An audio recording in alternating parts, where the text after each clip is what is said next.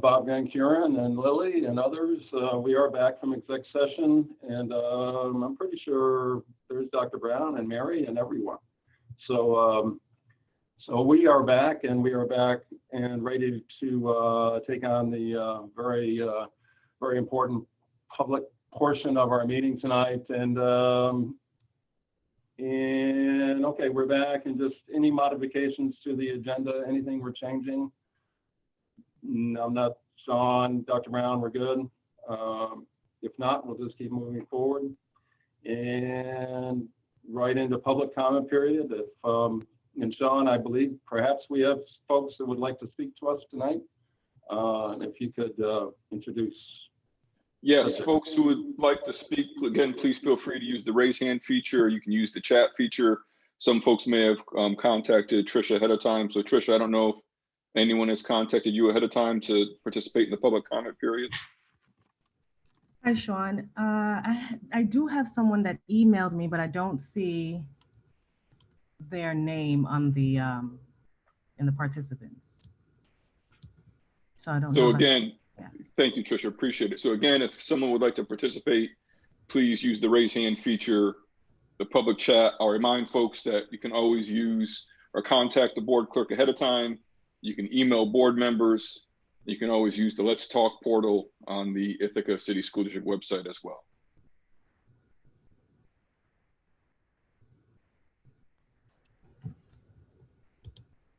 Just giving it a few pauses here, but I will only kill time just for a few minutes because we are a bit behind. But we're always very happy to hear from our student reps, and I'm sure they're probably out there because the topic's on tap for tonight. So student reps, anyone who wishes to start, please go ahead. Yeah, I can go ahead and start. So this week was Spirit Week at IHS. So students were encouraged to show up to class either in person or in virtual with like a kind of theme, whether that be Twin Day, PJ Day, Flannel Day, or like Red and Gold Day. So they were also encouraged to send pictures to like the yearbook or other like social media platforms. And some of them even had prizes for doing that. And a number of teachers have also been participating in that, maybe just to have fun themselves or even to help students feel more like encouraged in participating. I think that's also a reflection about how hard our class officers have been working this year. They seem to be doing a lot trying to encourage students to stay like interacting with other students, to stay active, and whether that be like by participating in the Spirit Week or like in fundraisers like buying donuts or in like buying Chipotle. And other something else, there is a virtual play that's being held by the IHS Fall Drama Club this weekend. I can throw a quick like link into the chat with a little flyer that Miss Tino had made for that. So if any of you are interested, you might want to take a look at that.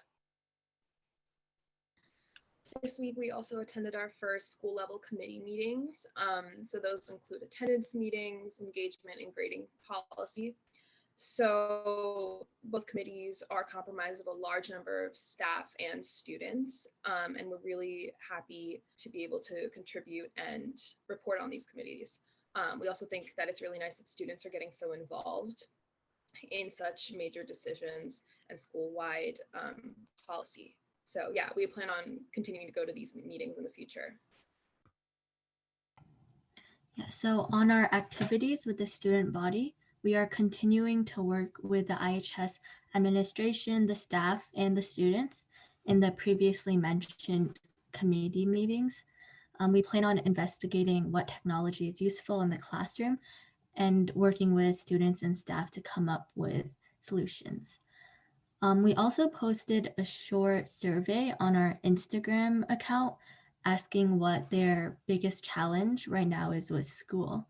So we received about 75 responses in the last 5 hours. So it's a short period of time, but one of the most important results is that 70% of them, 53 out of the 75 respondents, said that motivation was a really big problem. So the lack of motivation, like they don't really want to continue with school. They have a hard time getting their work done. This is very concerning because we want students to enjoy school and we want them to have an incentive to learn and to focus on their education. So using this information, we want to understand how we can support students with the lack of motivation, which seems to be a big problem. We're planning to discuss with the IHS admins about this. We are also planning to work closely with the student class officers to better understand and advocate for their needs across all the classes.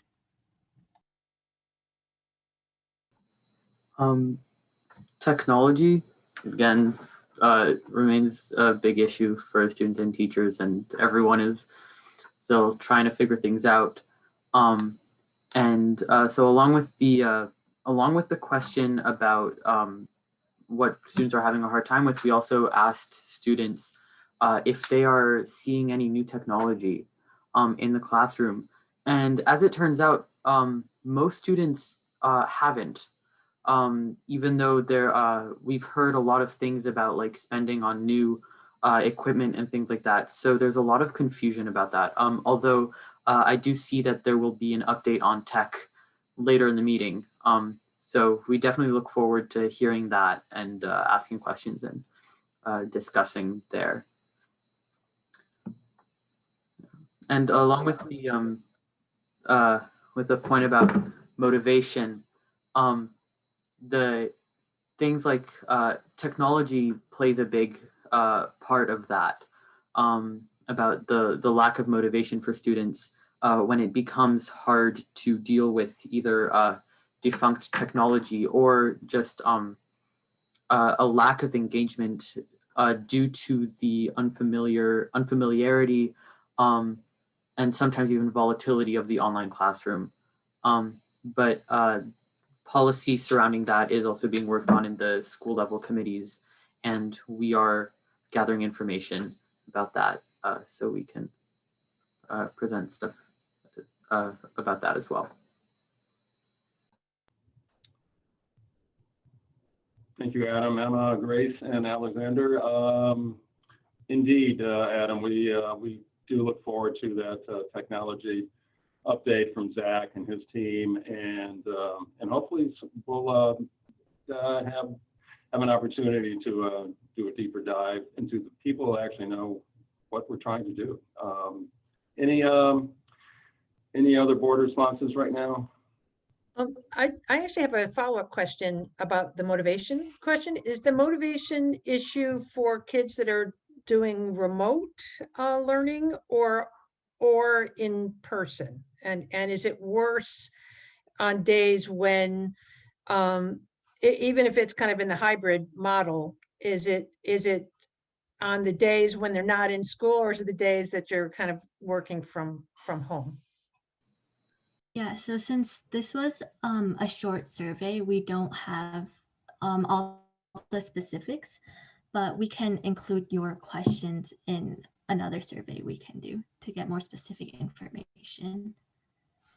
Although the responses came from a variety of students who are both in person and hybrid. In the surveys we did a few weeks back that were more specialized to hybrid and in-person learners, or sorry, hybrid and full online learners, motivation and like issues with motivation and engagement were consistent across both surveys. So it seems to be an issue across the board. Whether there's a difference between in-person and online days, we will ask and we will report back on that. I guess one of my questions, kind of follow up too, is it a motivation to do homework, a motivation to pay attention in class? Is it connected to the fact that when one is remote, you don't have like the same social network? So that would be one of the things I'd be curious about. Yeah.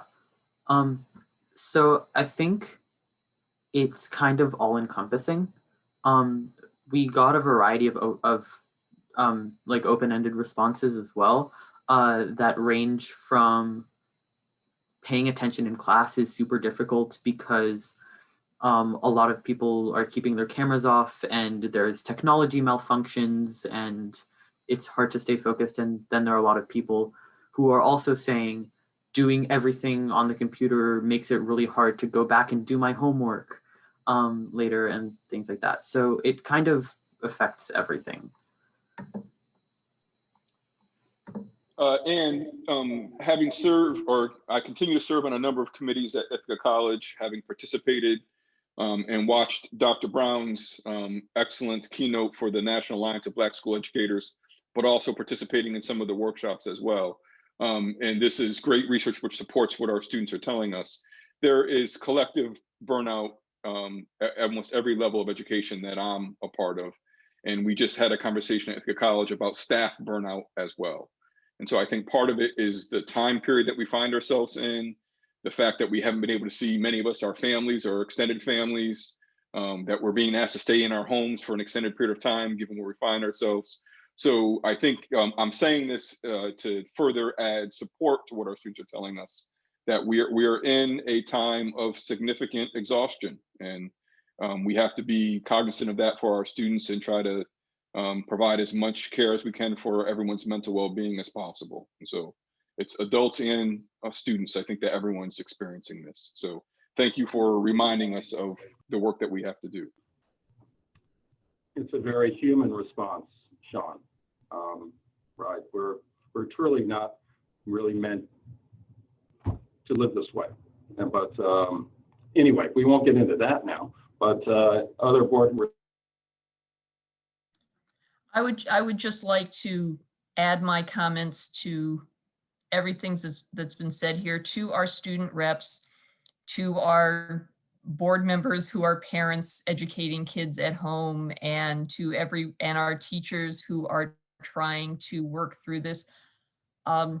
This is an unprecedented time in everyone's lifetime, and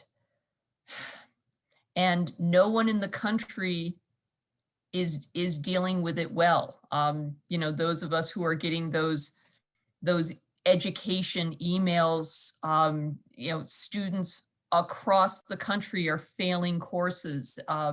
Everyone's worried about what is happening to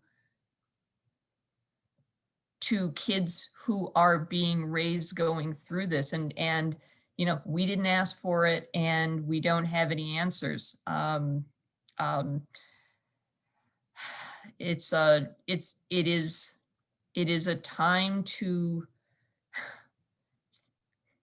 think about resilience and be grateful if your household is healthy. And you know, I'm a medieval historian. We have this term, the longue durée, which means you look at things over 1,000 years and they kind of even out.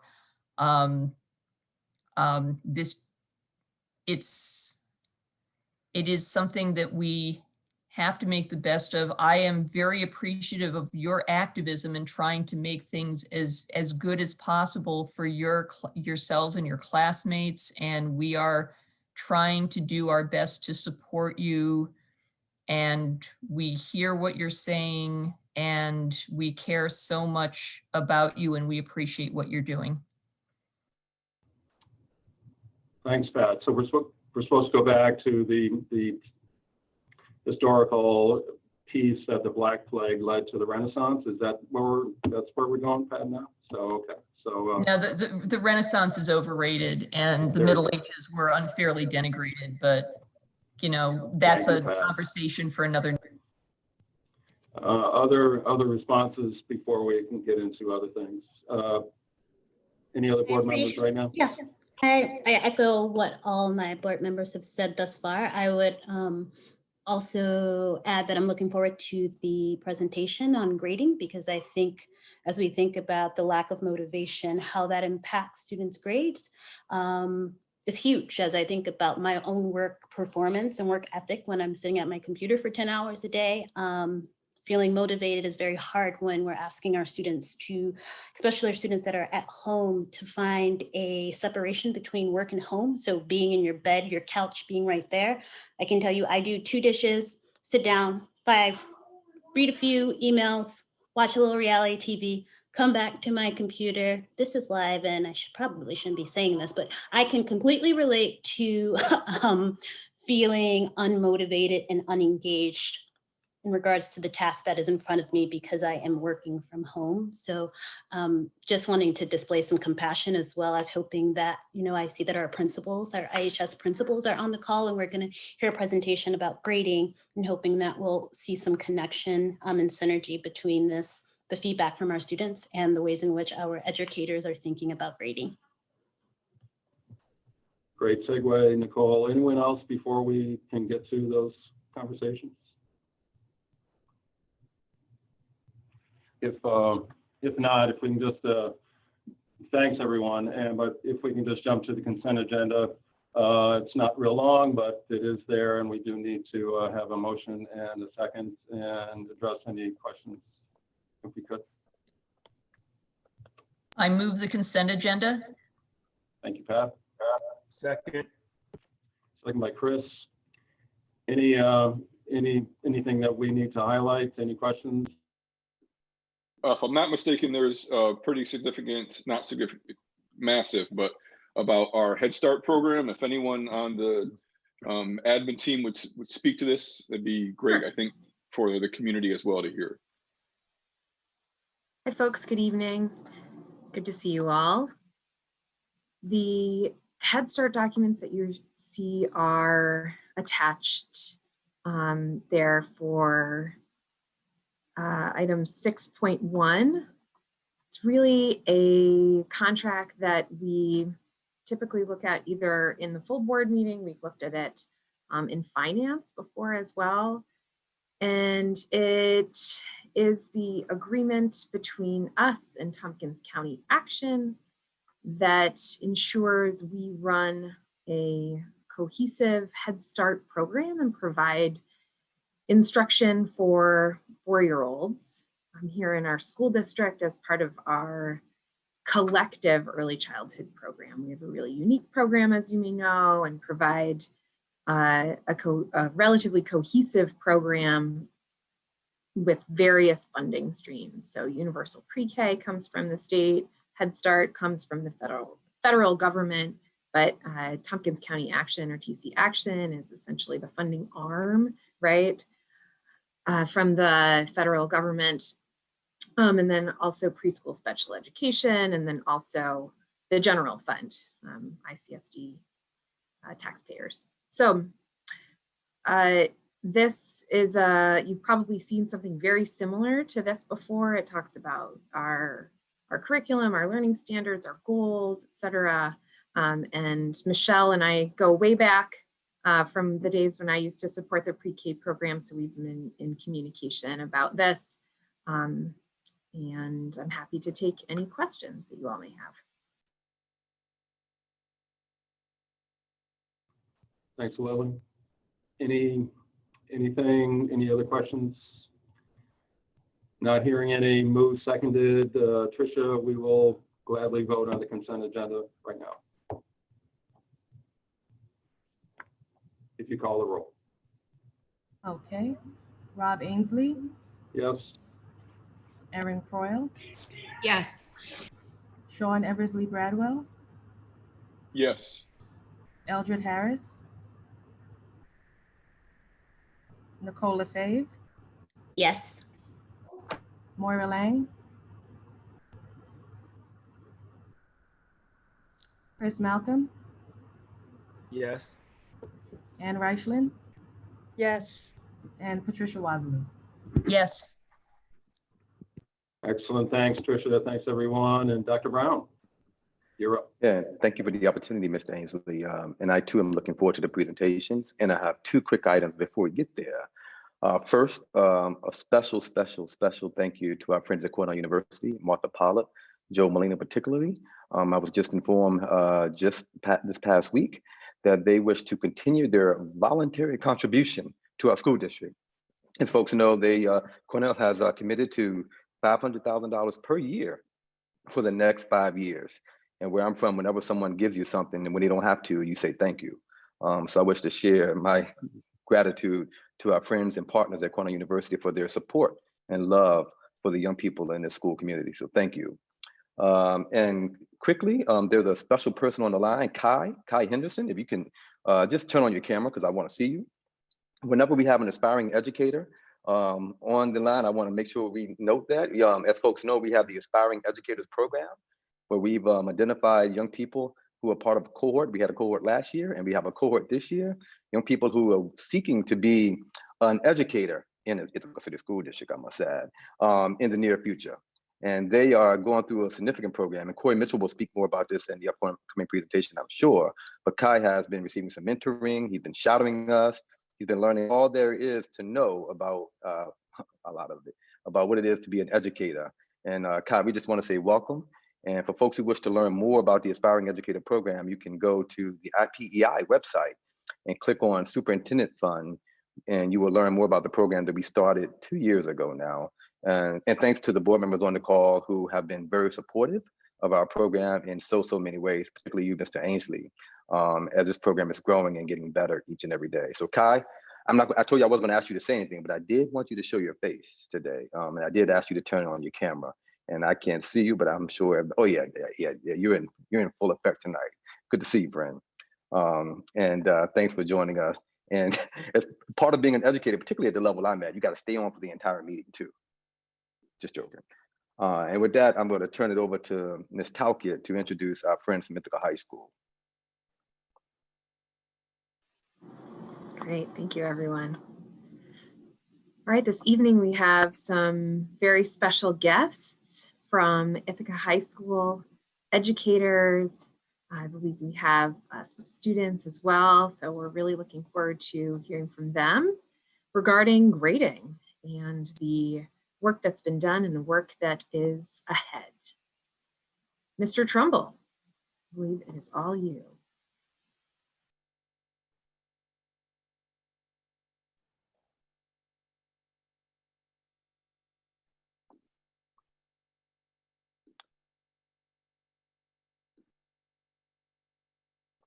It's called the mute button there, Mr. Trumbull. That little one up top, that one.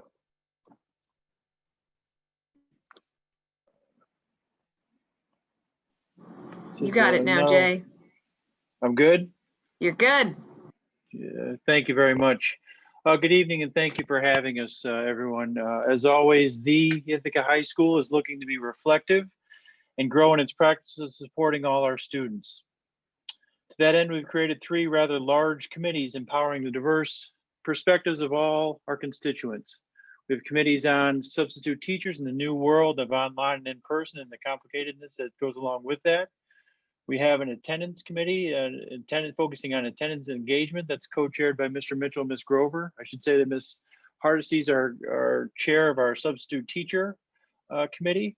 And we also have a grading committee, and that's co-chaired by Ms. Richardson and Ms. Vandervert. We're in the very early stages of that work, and they're here tonight to talk a little bit about where we're going. I learned a lot from these 2 folks over the last few days and thought a lot about where we're at and where we're trying to go with our committee. And like I said, it's a pretty large committee, but we're now transitioning into that beyond conversational piece. So with that, I'll turn it over to my colleagues, Ms. Richardson and Ms. Vandervert, and I look forward to the conversation.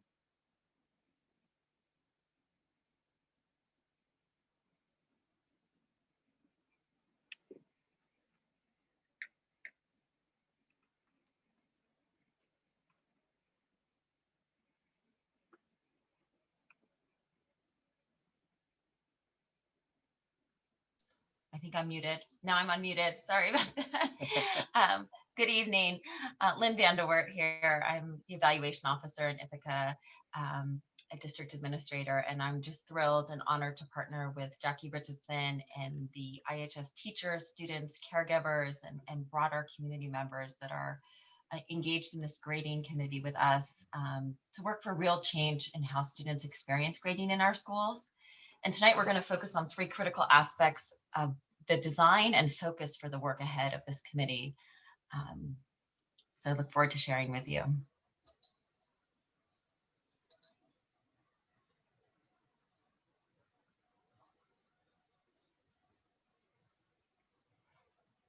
I think Jackie's out there. If not, Jackie has been experiencing the real.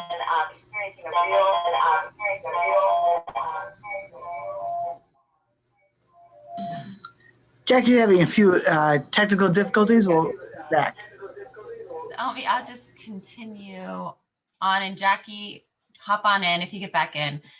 Jackie is feeling the pain that we've been hearing from some of our students about internet connectivity. So one of the pieces that we're most excited about with this work is just the diversity and inclusive nature of the stakeholders involved. As mentioned already, we have students, we have teachers, we have staff, we have caregivers, and administrators as part of this work.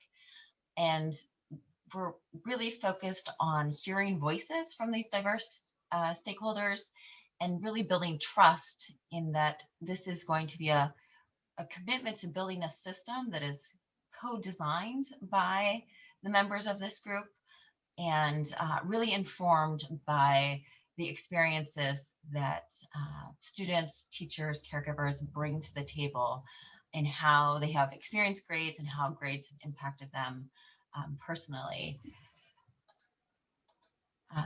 Oops, sorry. You'll see coming up on the screen a few quotes from members of the committee. We asked at our first meeting, which was just last week, about what brought folks to the table, why they volunteered to be part of this work. I'll just read these. I want to express my view as a student on how harmful and oppressive the grading system can be. I want to be part of the change and advocate for those who aren't here to do it themselves. I want to provide clarity to grading policies to ensure that all grades can be assigned in a consistent and meaningful way, allowing for accommodations to those struggling, but also maintaining accountability and legitimacy to grades. I'm concerned about marginalized students who are failing many classes. Lynn's talking right now. Due to an antiquated, oppressive grading system. I want to help alleviate kids' stress and confusion around grades. So as you can see from these quotes, folks are committed and passionate about this work. And it's really exciting to just feel the energy behind it. So I have Jackie here, and I'm going to try to bring her in because she really wants to share tonight. Awesome. She can't hear you, but she got on my phone, so let me know when you can hear her. Jackie, go. Hi, Lynn. Hello, board members, Ithaca City School District. Can you hear her? Community. Yes. Yeah, perfect. Can you hear me? Yeah, I can hear you. Go, Jackie. Go, Jackie. So my apologies for the technical difficulties. I'll do my best to speak loud and clear. Lynn, if you can give me a thumbs up if I'm coming through clearly, that would be great. You got it. Thumbs up. Thumbs up. You're good. Excellent. Thank you. So again, I apologize. I'm uncertain. I really don't have I can't really hear everyone. So I am flying blind as I present right now. I'm sure that Lynn did present partial components of the slide. And so I'm just going to start a little bit afresh and start with discussion of our diverse representation of our stakeholder group.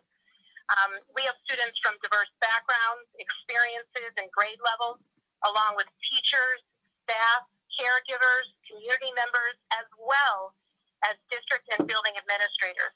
They were all invited to share thinking, give feedback, and work in partnership. This past week, our committee work began by establishing group norms.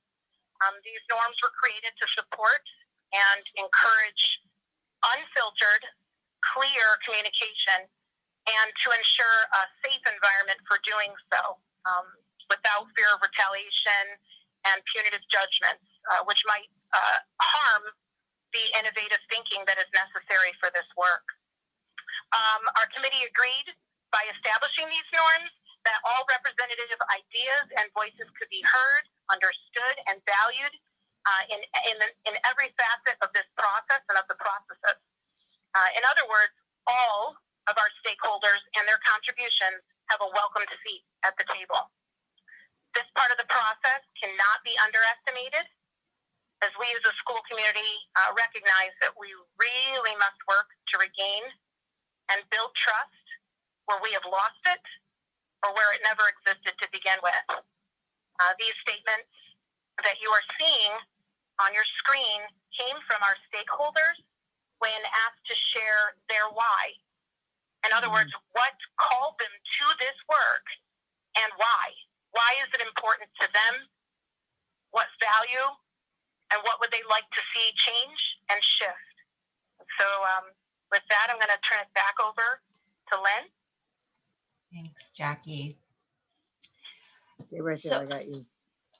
Ultimately, our goal is to co-create a system for assessing, evaluating, and communicating about student learning that is anti-racist and bias-resistant, that is transparent to students and caregivers and teachers, and really empowering for all of those involved. To get there, we know we need to build knowledge and expertise amongst teachers and staff about grading practices that focus on student knowledge, of course, content, not student behavior or circumstances outside of the classroom, such as students' home environments or previous schooling, to name just a couple. We need to focus on practices that motivate students and promote learning, not label, sort, punish, push kids out. And this work will need to focus not only on the technical aspects of these practices, the how do we do it, but more importantly on what these practices say about our underlying beliefs and assumptions about students and student learning. Regardless of how well we implement the technical solutions, like how we calculate grades or what's included in them, it's not going to be enough to bring about real change that really liberates students if we don't do the work to address the adaptive aspects of this change movement by digging deep to uncover and examine existing attitudes and beliefs and work to shift these when they don't align with our vision for equitable, accurate, and motivating grading systems. A concrete example of this is the implementation of the no grade below 55 policy at the high school. This minimum grading policy was established in an effort to counteract the disproportionate focus on failure in the 0 to 100 grade scale that we currently use, and to make it mathematically possible for students who experience failure in a marking period to overcome that and pass the course. This is a policy that's intended to provide hope and motivation to students. However, when a teacher gives a failing student a grade of 55 on a report card, but also includes a comment that says actual grade is a 22, it really undermines the purpose of this sort of technical solution. So to avoid this in the future, we really want that dual focus, not only on the how, but the why, so that we end up with the grading system that we envision.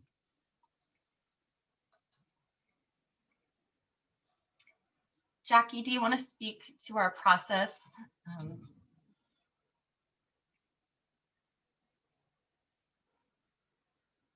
Otherwise, I'll.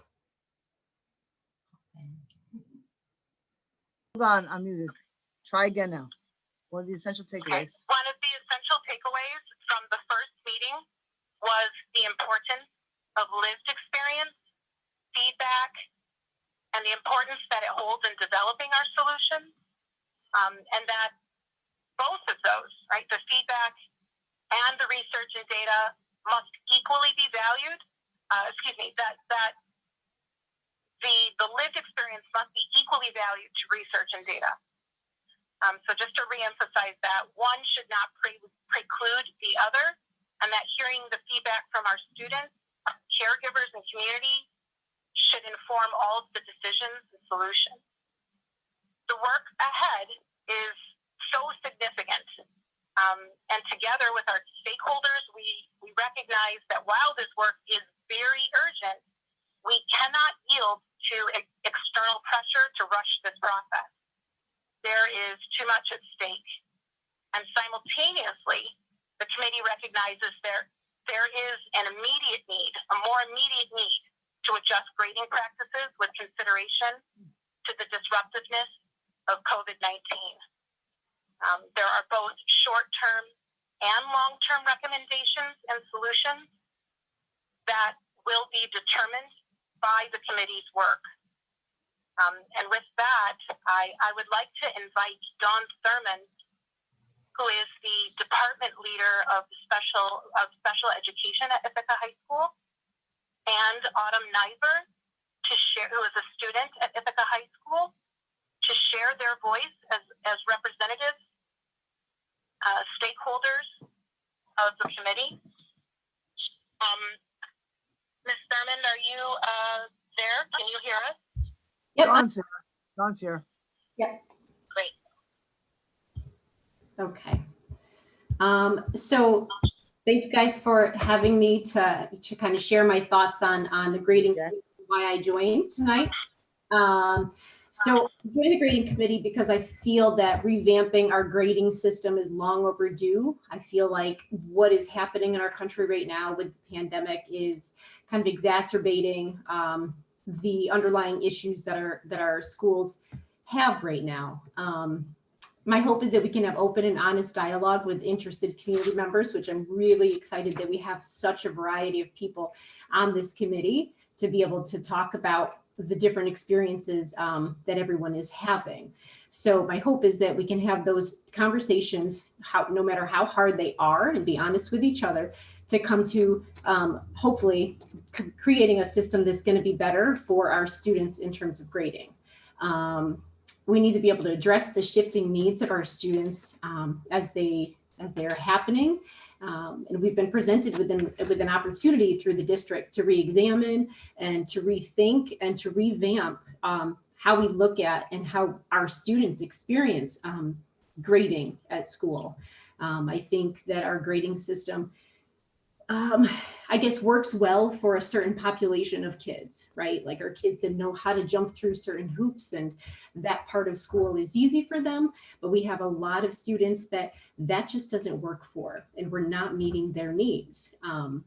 And our job as educators, frankly, is to meet everybody's needs, not just a certain population. So I'm excited to be part of this committee that is going to allow us to look at these things and be part of a district that is willing to let us get creative and think outside of the box to come up with hopefully solutions that will be, more targeted at figuring out what our students actually know and what they understand and what they can show us. So thank you.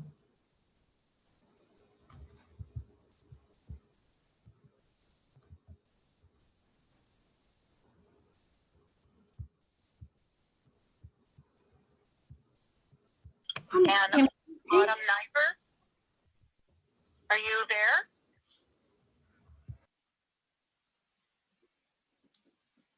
I don't see Autumn here, Jack. Okay.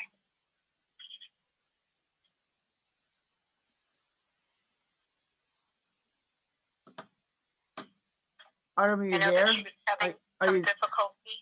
She's having some difficulty with internet access. Yes. Martha and Jackie, I'm reaching out to Autumn right now.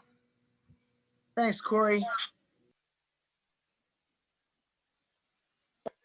Just wanted to give a quick shout out to Adam and the other students.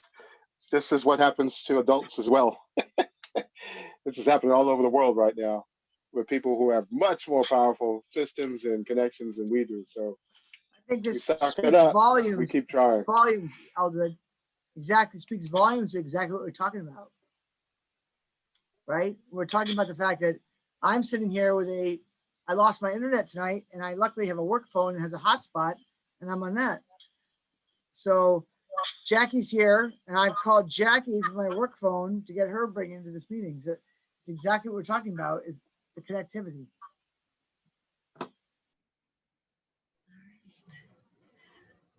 So Martha, you get an A, I guess, for the night for your adaptability. Is that?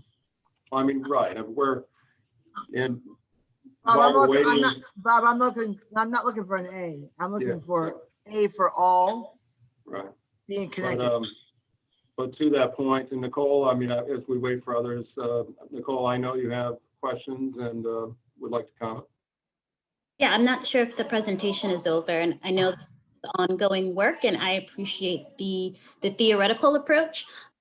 For students that are currently failing, I'm wondering what is the timeline for this to go into place, how we are supporting students who are currently failing. Just thinking about the internet connection right now that our teachers are having, and thinking about students who are handing in assignments late because of internet connection, who can't meet on Google Meet because of internet connection. What can we do right now to impact the grades of students as they are thinking about going to college or not going to college? These are grades that will be on their transcripts and is not necessarily reflective of the work and the effort that they're putting into school.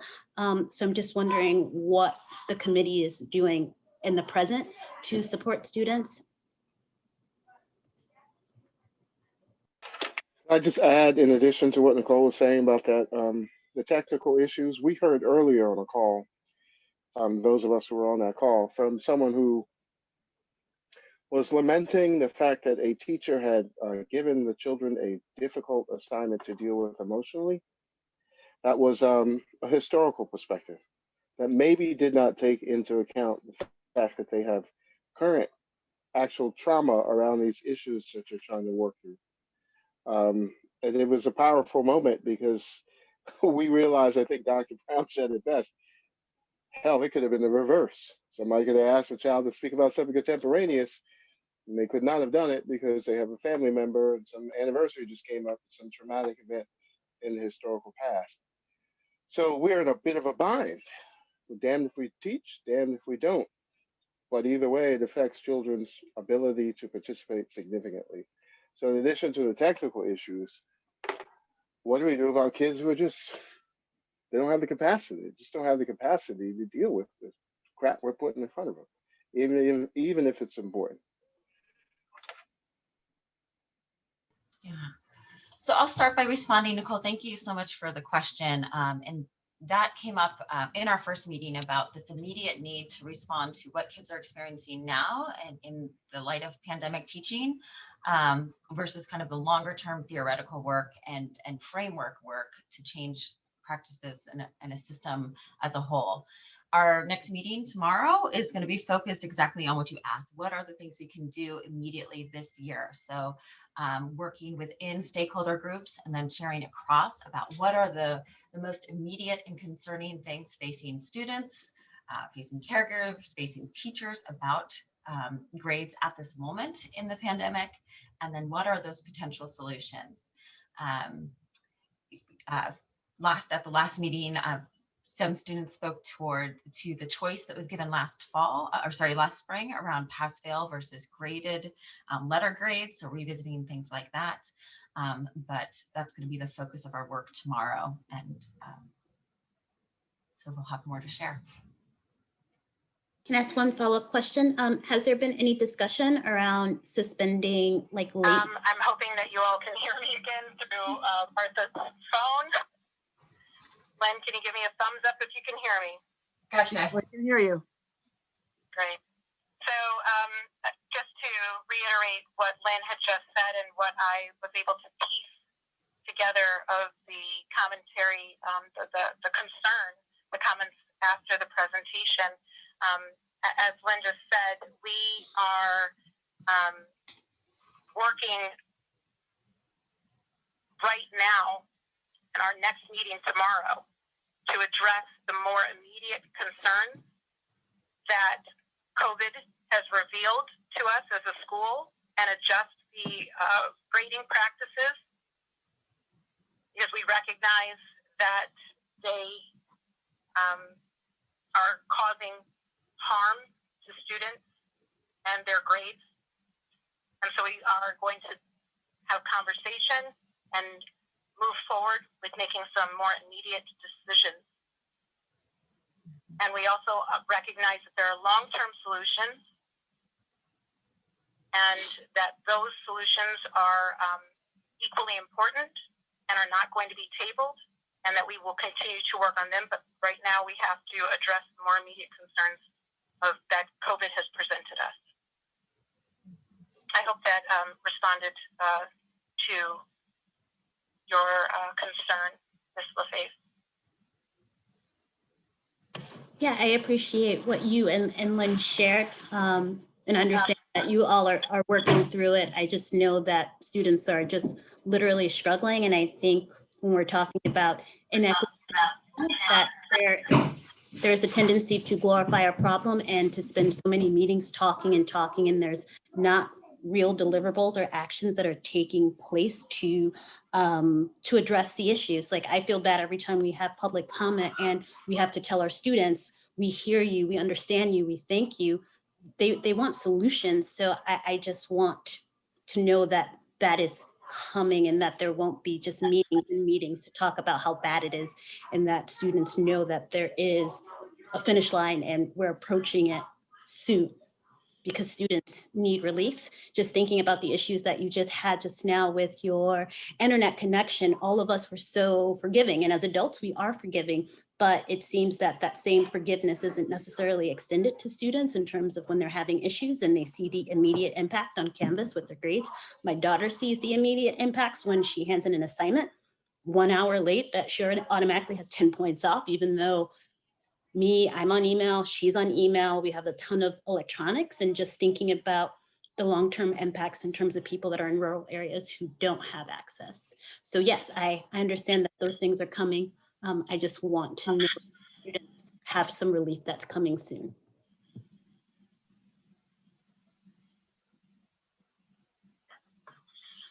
Thank you very much for bringing that to our attention.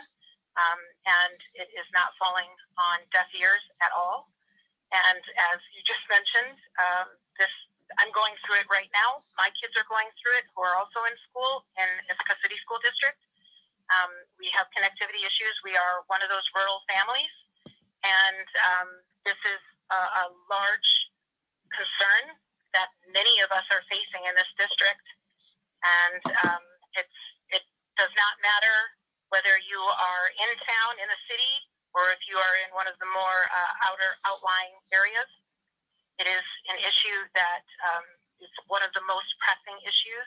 That is also one of the things that we, as a committee, will be addressing within the next 2 meetings.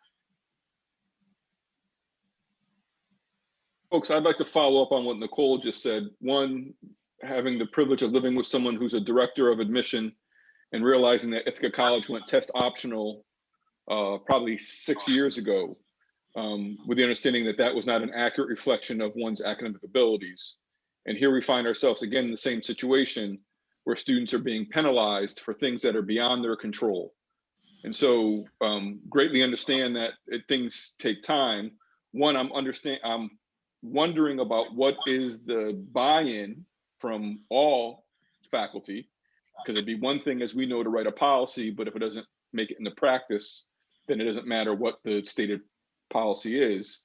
And also how we are supporting students in this situation where, again, that there's excessive penalty for not turning a camera on or for being a half hour late, despite the fact that you may have or connectivity problems. And so I am greatly appreciative of the work and the approach that everyone's doing. It's phenomenal. And so I guess my question is, how can the board support this work? Are there things that we can or should be doing to assist to make sure that this is not just, again, as Nicole said, we hear you, and then we have to form a committee to form another committee to make something happen. Amen.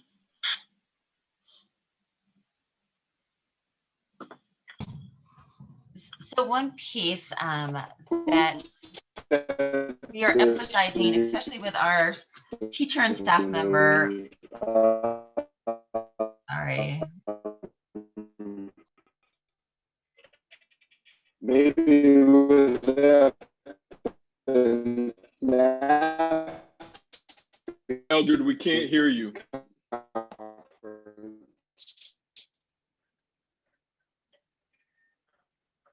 So Sean, you mentioned buy-in, and that is of critical importance because, as you stated, if it doesn't translate to practice in the classroom, it's not going to make any difference. Just going to say, we were at this national conference on Friday, and Dr. Brown was, you cannot hear. How about now? I think somebody just unmuted me. Eldred, we'll probably try to mute you again so we can hear Lynn. We really like to hear Lynn. I'm going to try it. Sorry.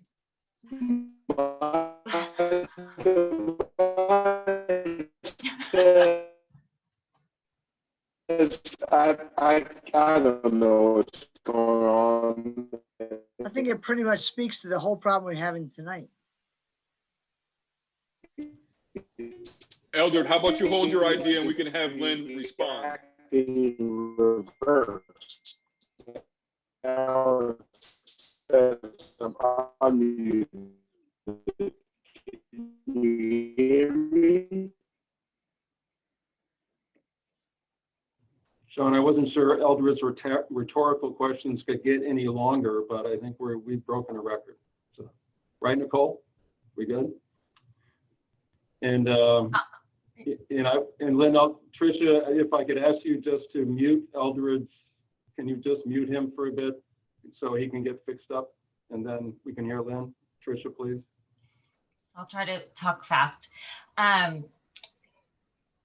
The teachers that are on this committee, we are really going to be looking for them to be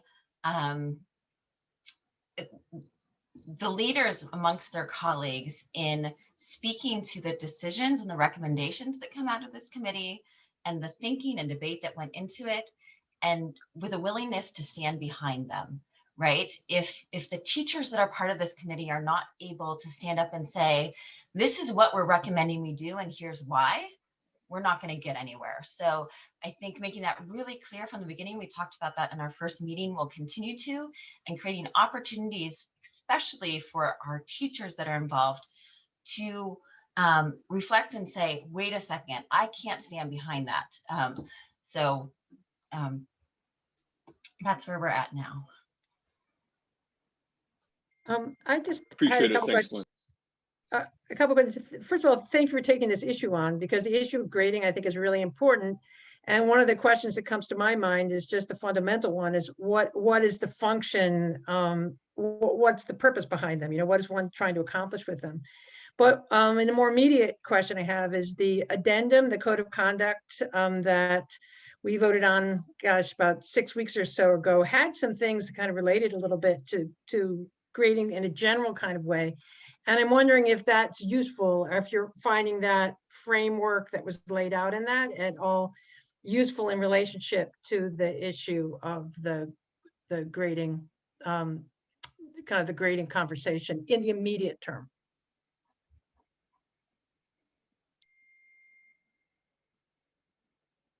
Yes. I want to remind folks that the code of conduct addendum, particularly around grading, because of these very issues that we're discussing, were suggestions and strong, hopeful suggestions about practice. But I do appreciate what Lynn is saying. If there's not buy-in and people aren't participating in the process, then we have some additional work to do. But that was work that was done with the assistance of folks of the Code of Conduct Advisory Council. I'll take this as a quick minute to say that council will be restarted tomorrow at 5:15 p.m., Dan, if I'm correct, right, to start taking on some of these issues. And we invite student participation, faculty folks, to let us know how best to address this very issue. We know that, you know, I think we've said it before in numerous ways, that, you know, this form of crisis education does nothing but exacerbate forms of inequality. And we're seeing that with the grading structure that we have during virtual education. And there will be some necessary steps that we need to take.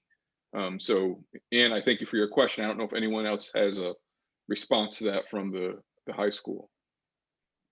I'd be happy to share from my perspective as department leader. So I get to work with teachers from all grade levels and all different subject areas, kind of when things come into question, whether it's about practices in the classroom or grades. And it's really complicated when we don't have a solid policy in place to say this is how we're going to handle grades across the board, because it leaves it, I love the fact that we had the strong suggestion come out, and that's a helpful start, but we really do need to have something solid in place so that we have something, even as a department leader, that we can fall back on to say, hey, this is not what we believe in. This is going against our actual policy that is written, because we still do have, people that aren't on board yet, so to speak, with where we're headed and not understanding, the actual crisis that we have in front of us. I have one of my kids having issues in school. I have a nephew that's having issues with school that didn't prior have the issues that they have right now. And even that, being somebody that works in the school district, I've still been met with, I guess, resistance in trying to work through the situation and figure out how to navigate it. So it's complicated. I think how we can get help in the interim is having some type of interim policy, which I'm hoping that Jackie had shared, that we can have out for the interim, knowing that this might be subject to change, but for right now, this is how we're going to operate, and that it might have to be more of a directive base to start, to kind of get us rolling, unfortunately, until we get buy-in from everybody. But just my 2 cents. Thanks, So Dawn. Dawn, just a quick response to that. I think as a board, that's something that we will consider. If it's helpful, we'll have conversations. We'll talk with Jackie and Lynn and figure out. But as the Code of Conduct Advisory Council continues to meet, then maybe there is something, a policy that the board should consider to think about how best to proceed during these unprecedented times. Excuse me, I hope that you can hear me. This is Jackie. We have Autumn. We believe that she can unmute. She's having some technical difficulties. We would really like her to be able to speak up if possible. Autumn, if you can hear me, now's your opportunity to unmute and share, please. There's Autumn. There she is. Okay, She's you guys there. can hear me now. We can hear you, Autumn. Sorry. Yes.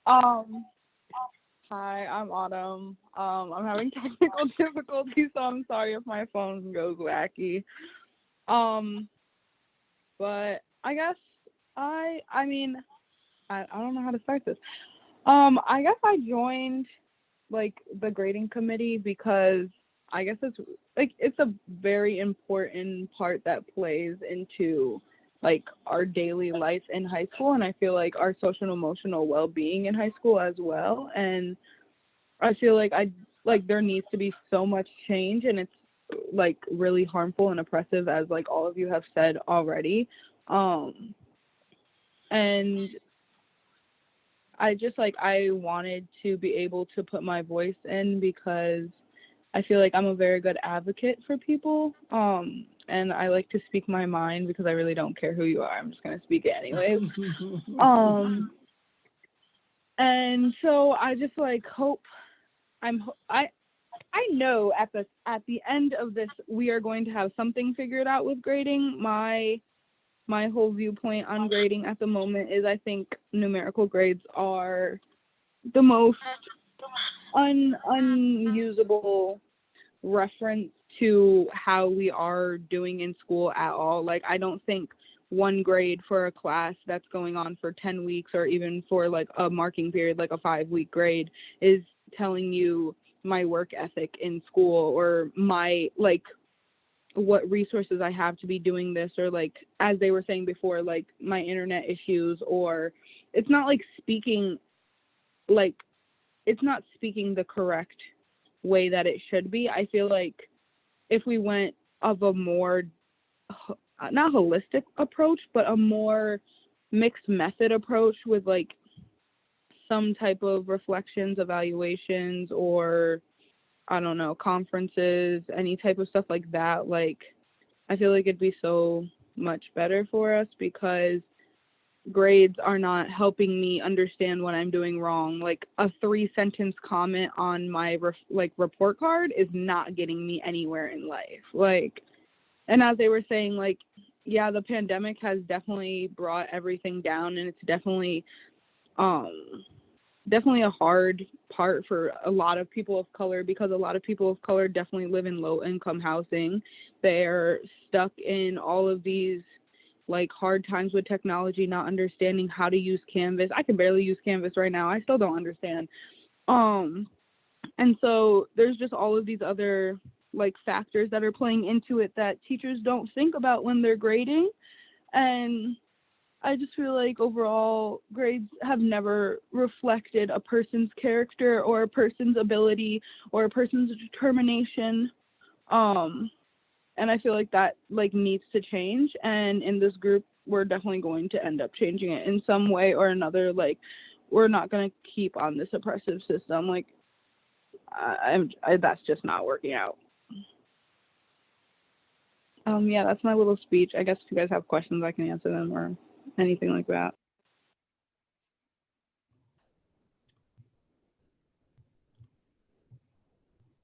Thank you, Autumn. Questions for Autumn, or also Mr. Mitchell and Mr. Trumbull, feel free. Love to hear your thoughts as well. But Autumn, outstanding input. And just to respond a bit, I do not foresee the Board of Education coming up with the solution and pushing down on the district on this is how you will grade in these classes at the high school, middle school, and elementary school. You know, we look, you know, this will be not top down, but bottom up. And that's certainly what the grading committee is working on. But, you know, this is going to take, you know, a holistic, whole team, whole district approach from the bottom up to come up with solutions in the near term and then long term. But we do need near term solutions. And so it's always, you know, it's not going to be good if it comes from us. You know, you know, we can do that, but I don't think we do that. We don't do that here. We don't do that in Ithaca. And so we really appreciate the input and, you know, Dawn and your group and, you know, all your efforts to address this issue. And Mr. Trumbull, do you want to weigh in a little bit? I do. I began saying that these are extraordinarily large committees, but they are tasked with coming up and representing all groups in terms of what this is going to look like in the short term and the long term. We've instituted some quote unquote top down things in response to the first marking period grades as we saw them, to try to ameliorate and lessen the blow, so to speak. But we've also are going to continue to appeal to our staff and to our families in that sense of hope. And I know the board meeting started out exactly that way, with all perspectives and folks talking about what unprecedented times we're in, that's for sure. But building hope is what we're about at Ithaca High School, and in the short term and in the long term. And so last spring we went to a pass-fail numeric grade out of emergency, out of necessity, in quick time. Are we there? We may be there now in terms of what extensions look like, and nobody fails, those kind of things. What would that look like in the short term, and then build through for the long term? Those are kind of my quick responses. I look forward to the committee tomorrow and really talking about some of the concrete things that we can do in the immediacy to restore hope, because that's where we want to be. We're not going to move off that word. Jason, would you be able to speak to if IHS currently has a no grade below 55 policy currently, or if that's something we're moving? Yes. Yeah, we currently, per marking period, a student cannot score, so to speak, or be weighted with a less than 55 average. So mathematically, you can figure out what it takes to get a 65, so to speak, but that is the marking period average. And folks, for a whole host of reasons, we'll add comments to say maybe actual grade is lower than a 55 in attempts to get more supports to a student, illuminate things, but we've got to really be very conscious of what the messages are being sent to students that their grade is actually below a 55 and what that actually means in a 10-week course, especially for seniors at this time. These are pretty crucial things. So it helps to hear a perspective. It helps to hear the board's perspective. It's been very helpful to have the kind of guiding document, the addendum for the Board of Ed Code of Conduct to help guide this work and really push that we revisit these things, because this is going to be an ongoing process. But to answer your question, Nicole, we do have the minimum grade to be averaged is a 55 per marking period. That's correct. I hope that's helpful.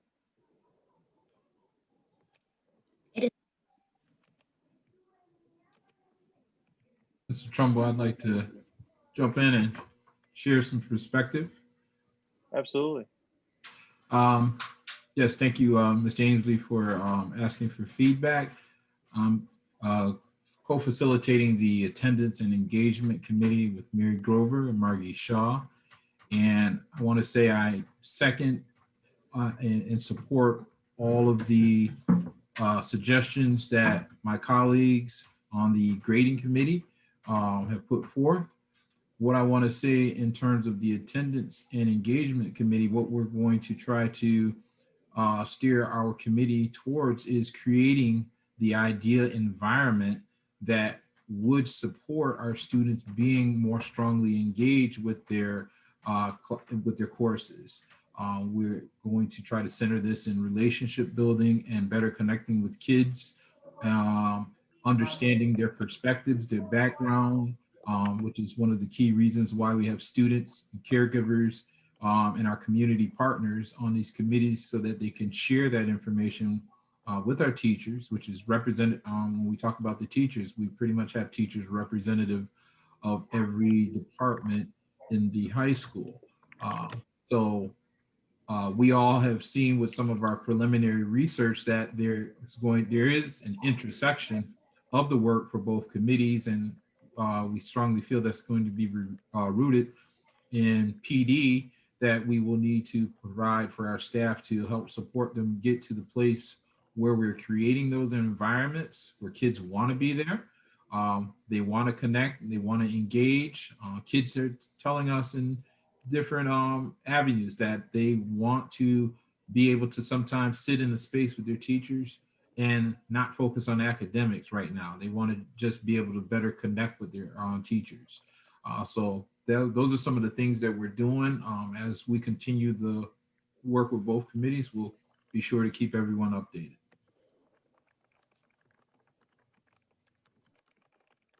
Thanks, Corey. Thanks, Mr. Trumbull.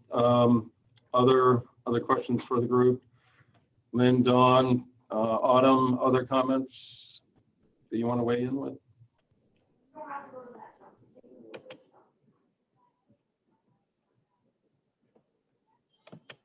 Thank you for letting us share tonight. It is our extreme pleasure to have you all here, and Tricia, you should unmute Eldred too at some point. We never want to silence Eldred, but he may indeed be back online.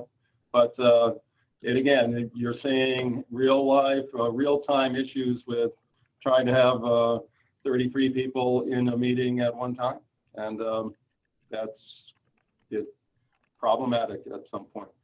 But Ithaca High, Mr. Trumbull, your team, really appreciate all that you do every day.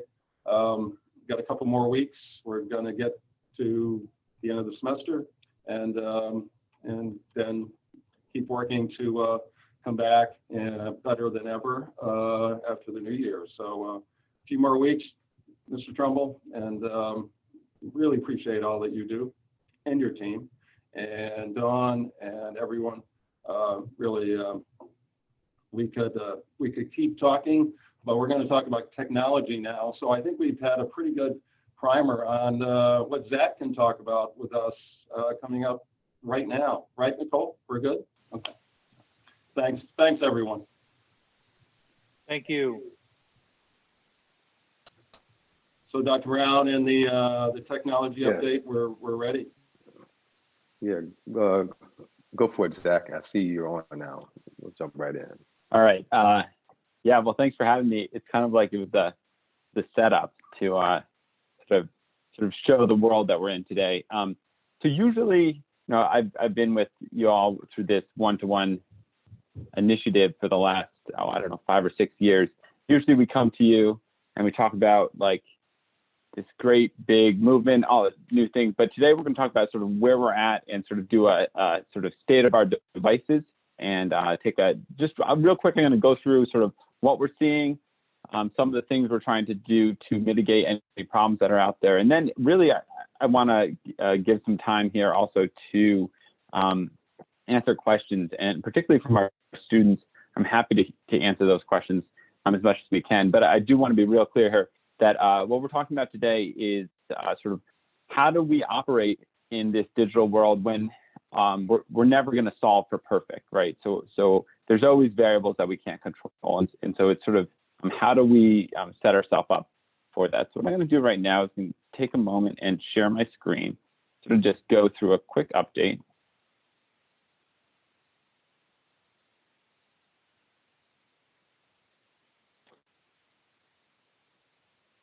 All right, so you all know me, so I'll move on. All right, so current status right now, we have about 5,200, 5,500 devices out with students going home every single night to over 3,000 homes. And so what that means is as a community, we're relying on 3,000 plus home internet connections, plus our own network inside our schools. What we're seeing is that we're having huge increases in our need for video streaming. And we're at the same time trying to leverage our digital classrooms so that we have sort of cohesive and clear, thought out and trackable sort of educational spaces. I know some of the board did some virtual visits last week, and you saw some of sort of both the digital spaces where they did work, and then the actual activity in Google Meet. So that's what we have. And then at the same time, we're seeing a host of issues. And so I just want to be really clear that like when we have folks and our students here, I've talked to some of you, you're not wrong. These things are happening out there. And I'm not here to say that we can't, that's not true. What I'm here to say today is that we have sort of a perfect storm of a couple of issues that will happen concurrently, and then it's really hard to know what is happening, whether it's a Chromebook, whether it's our network. So what we're seeing is, first of all, we're using Google Meet sort of as much as you can, hours and hours a day, more Google Meet in one day than we probably did prior to the whole year prior to the pandemic. At the same time, the Chromebooks we have, and this is the big root issue that we'll talk about with Chromebooks, they don't have particularly powerful processors.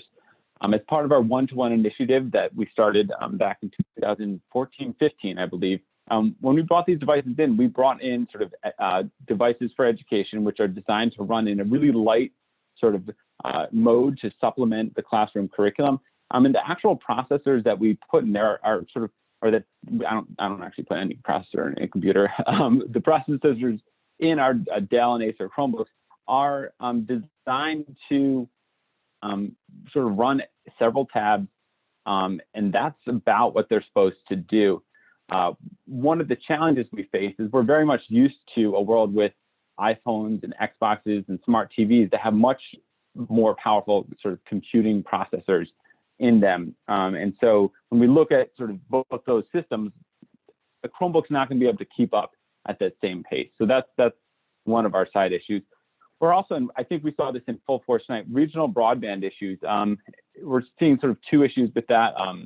We have just slow internet. I live out in rural Danby, slow internet out here. I have to call in on a Google Meet or a Zoom session. But then we're also seeing some areas where there's just no internet. So you're forced to use either satellite, which has really high latency, or you're forced to use sort of maybe a hotspot. It's really hard to know. So we also have issues in high density areas where there's oversaturated local networks, either in a household or in like a neighborhood, where literally just everyone's getting online at the same time and things slow stuff down. And then lastly, the big issue we're seeing on our devices is because they have pretty slow processors, we're seeing sort of just really high tab usage. And these are, really can't go beyond 5 or 6 tabs. So just sort of that's what we're seeing. A couple of things to note is we've found the following steps will solve a lot of the Google issues that we're having. It doesn't solve everything, but at least let us know if the device is bad. So we know that, and what we've also found is that when we work through these steps with students through our family help desk, this has worked many times, but it's a challenge because it really disrupts some of the workflows our students like to use. So we found that when you limit your tabs, 3 to 5 tabs, with only 1 tab dedicated to video or streaming that's active, that can be helpful. If you restart your device daily, that's helpful. I was just looking at the Ithaca College Tech Twitter account, and they have a pretty much identical tweet right now saying, limit your tabs, restart your devices. We're near finals. We don't want you to lose your work. So it's a similar situation here. And it's similar with even our teacher devices. Limiting tabs, restarting your devices daily can keep these, all of our devices in much better shape. We've also found that if users clear all their profiles off their devices and add it back in, that can solve a lot of problems. And then getting rid of unneeded extensions can be helpful as well. Things we've also seen when we work with different families is home networks. Sometimes there's other devices or competing devices that make it really challenging. So it's worthwhile to just figure out, hey, is the home network issue or not? But then we also want to be clear that we've handled thousands and thousands of tickets this year. We have a pretty robust system where we're actually delivering through our transportation folks. We have some really great transportation folks working with our dedicated tech staff. They actually send devices home, and we're now, beginning of the year, we were going through thousands of tickets, but now we're turning our devices around within 3 to 5 days, where we can actually go pick up a device and send it back. So we have a pretty robust support system in place there. So just wanted you all to know the next steps.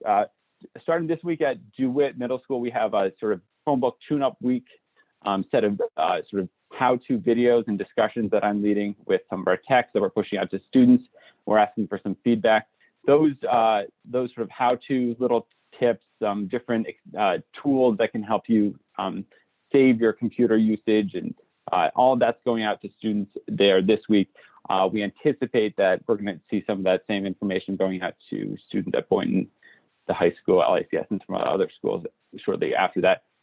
We also have a dedicated site for Chromebook tips on our district webpage that's been up for a good two weeks or so now. And then we have some pending district sort of social media. Here's a quick tip, what to do next.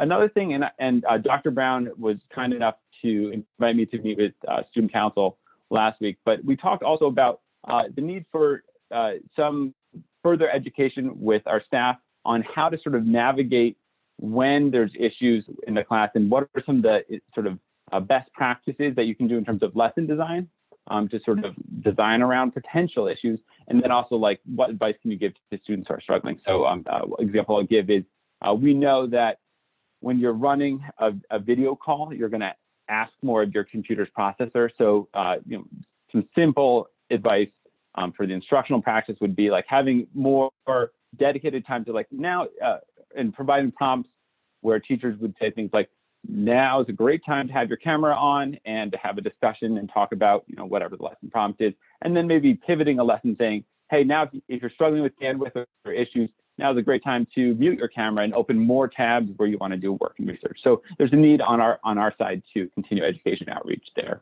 And then the last two things we're going to do is that we have a lot more work to do in our tech department to continue outreach, to continue turning around our devices, getting things fixed, and really there's clearly a need to continue getting student feedback and reaching out is really as much as we can, and continuing these conversations, because I know for us it's easy to get sort of in trying to solve as many things as we can, maybe not be as proactive to get out there and get in conversations with our students to really get feedback and get into dialogue. So that's sort of where we are with devices and technology, from sort of looking more at that student side and addressing a lot of the issues that we're seeing there. So I'm going to just pivot now to just put it out there. I know some of the students have questions. I'm sure some of the board members have questions. So I'm happy to take some time to sort of talk about what we're seeing, look at some different trends, really answer any questions that are out there. Thanks, Zach. We're happy that you're happy, and Adam, students, weigh in. Thanks, Zach. We appreciate you giving us these like suggestions and updating us on the information with Chromebooks. So previously in the last meet, we had a suggestion of using 2 Chromebooks to help with like the slowness. So one Chromebook would be used for a Google Meet and the other would be used for Canvas or Google Docs. And we were wondering if that would actually be helpful, or like would it take the same amount of Wi-Fi? Yeah, that's a really good question. And it's something sort of we batted around because I did hear that feedback. So thank you for that. But it really depends what the root cause is in that sort of instance, that location. Like, is it a Wi-Fi issue or is it a device issue? One thing to note, and this is like a little more on the technical side, but the Chrome operating sort of OS, they just came out with version 87, and it seems like version 87, we'll see, is going to work a lot better with Google Meets than version 86. So we've been testing that out behind the scenes. Our hope is that will help. So what I would say is I think it's a good idea to keep an eye on, and I think it is something that could be helpful in really in specific situations. But it'd be really hard for us to scale up and get like 2 devices to lots and lots and lots of students. But it might be like a good solution where we work with our libraries, for example, to have extra devices that students could check out if they knew there was like big presentations coming up, or there's like really key, tasks or something like that. And maybe there's a system we can develop there. So on the topic of developing a system for that, a few weeks ago, we surveyed students to ask if, if having a second device would help with online class. And there was a very, very, there was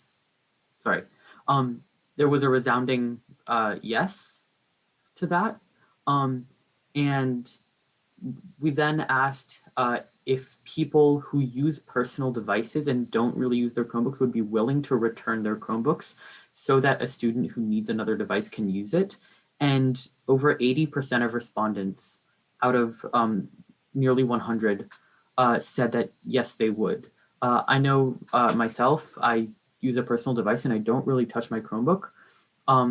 So if I could return my Chromebook to the school or to the libraries so that they can hand them out to people who can apply for a second device for either the rest of the school year or for a certain week, I would be happy to do that. And it seems that a large amount of people would as well.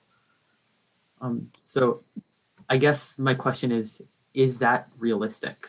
Can that happen? Yeah, I mean, it certainly could happen. I think what I would suggest is, 2 things. One, we moved to one-to-one in 2013 or 2014, 15, really because we wanted everyone to have the same platform. So teachers would know, here's what everyone has, here's our baseline. Understandably, this sort of pandemic mode of that we're in has really shifted a lot of that. But I would urge most of our students to work through that checklist of things we can do to sort of problem solve on our devices. And then if we hit that, I'd be curious. I think we should look at, are there students who need a second device?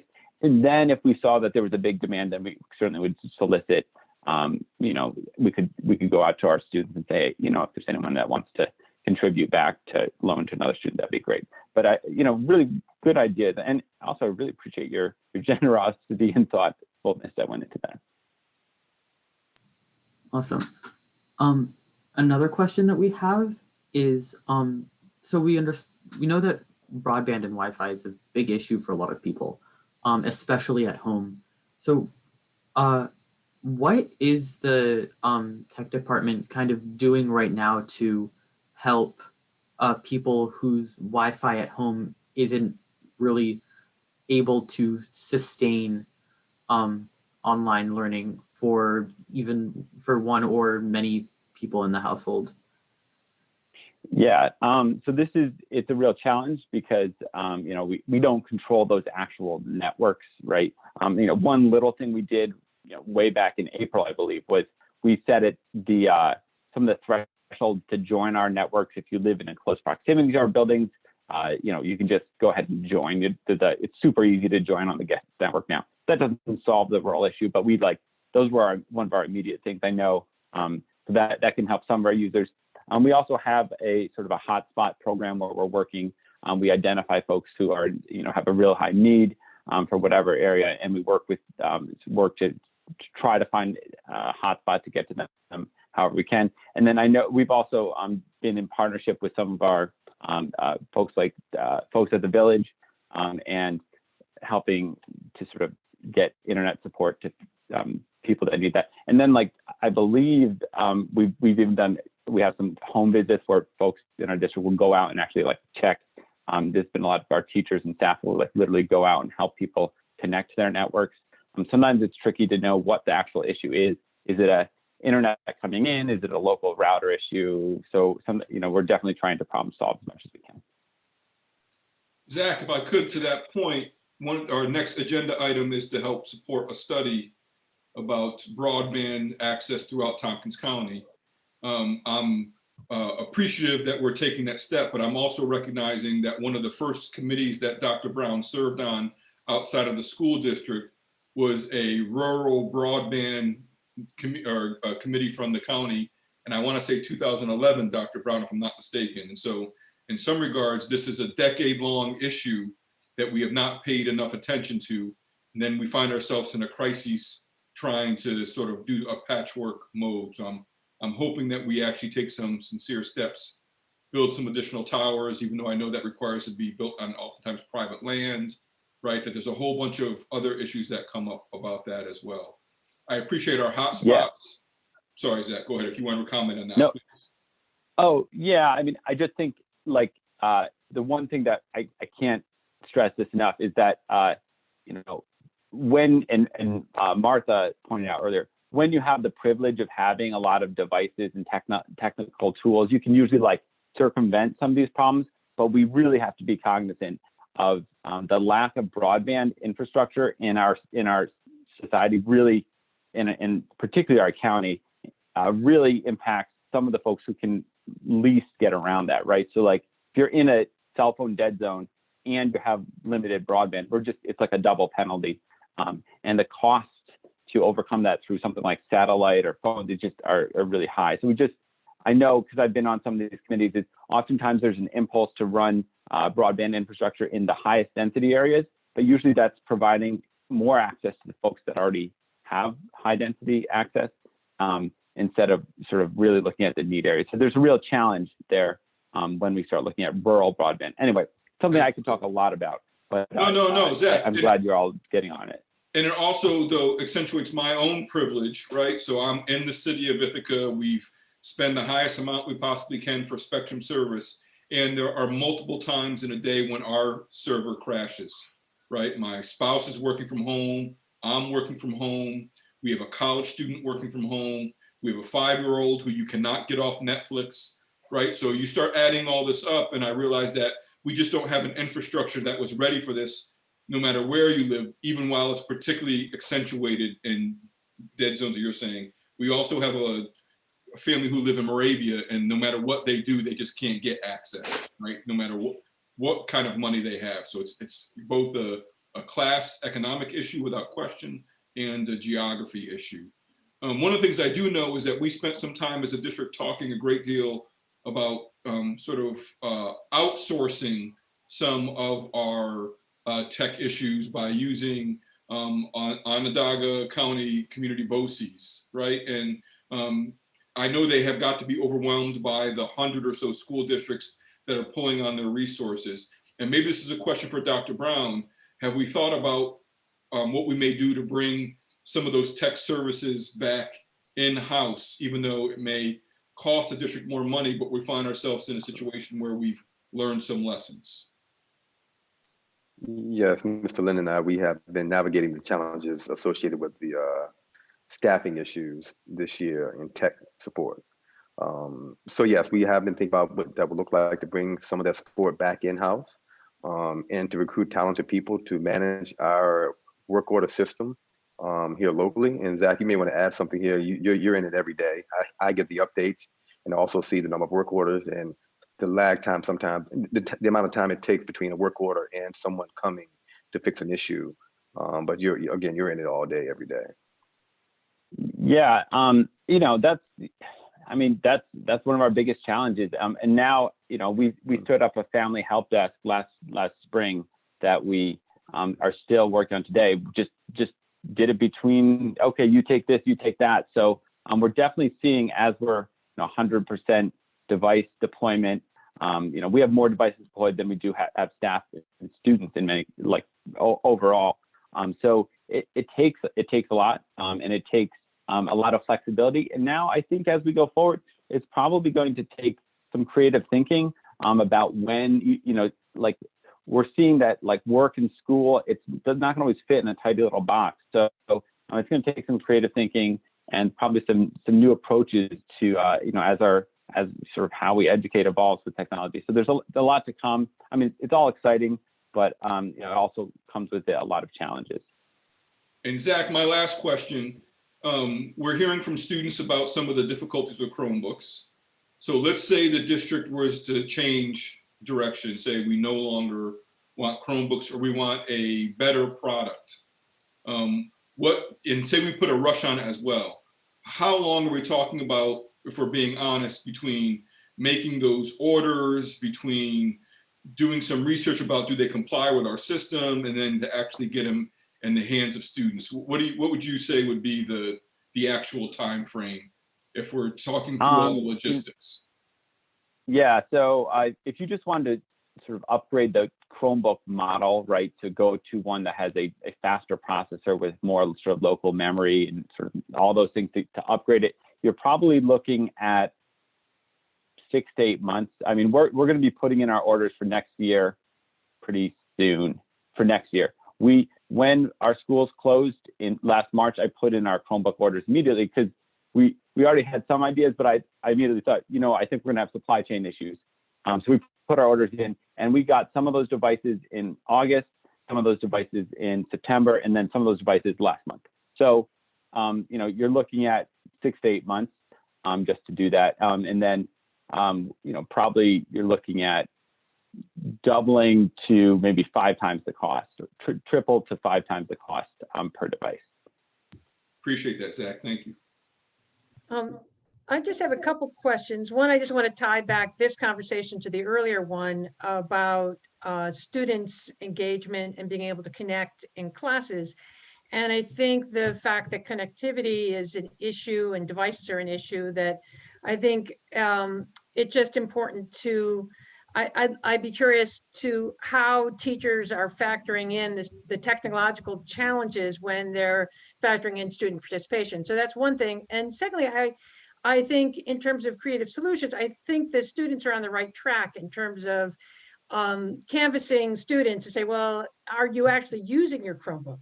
Because what if you were to find out that only 20% of the students actually needed a Chromebook? I mean, I don't know what it is, but I wonder if we actually did another survey, maybe you could invest and make sure that the students that needed to could have better laptops. I mean, maybe you don't buy 5,000 laptops, but maybe if you found out that maybe 100 kids needed laptops or 2 Chromebooks, maybe we'd be able to kind of focus the energies in there in terms of kind of surveying and figuring out student need. Yeah, I mean, I think there's certainly some ideas there to work with. One of the challenges, and when we think about the teaching experiences, when we can provide a uniform platform within devices, so the teachers know every student has this type of device and has these set of expectations, that is a net benefit if the devices are functioning at a high level. So that's our challenge, right? So what I don't want to create is that like a 2-tiered system of, you know, sort of who has school issued one and who has a sort of premium one. But at the same time, you do want to see if we can sort of increase the performance of the devices we do have. So I'm sensitive to what you're saying. I do think I immediately go to this idea of creating a two-tiered system always makes me nervous.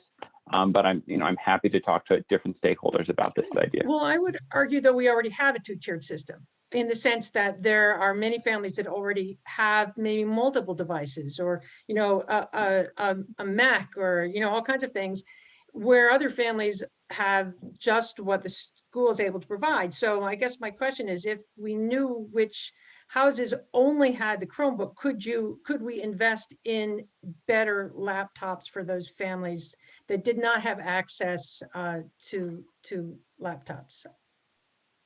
Yeah, I mean, it's certainly something that we can look at, and it could have a possibility.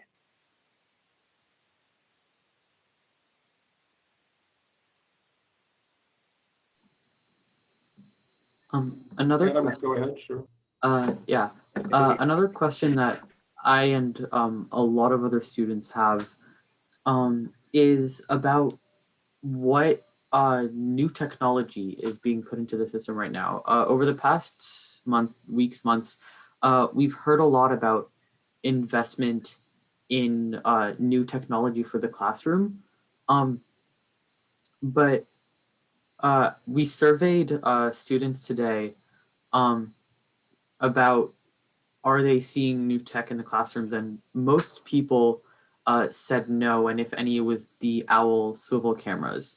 And so I guess a lot of us are kind of just confused as to what is being bought, and what kind of,